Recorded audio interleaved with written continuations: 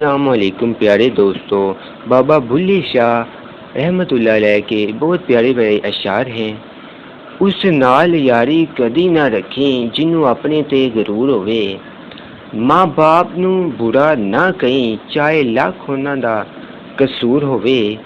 राह चलदे नू दिल ना दई चाहे लख चेहरे ते नूर होवे। ओ बुलिया दोस्ती उत्थे करी जिथे दोस्ती निभाण दा दस्तूर होवे। बिन बुलाया कदी किसी दे घर नहीं जाईदा। दुश्मन आ जाए घर ते मत्थे वट नहीं पाईदा। दुश्मन आ जाए घर ते मत्थे वट नहीं पाईदा। वैरी हथों लैके कदे कोई चीज़ भी खाई ना। वैरी हथों लैके कदे कोई चीज़ भी खाइए ना। सुते सप ते शेरां नू कदी भी सुता उठाइए ना।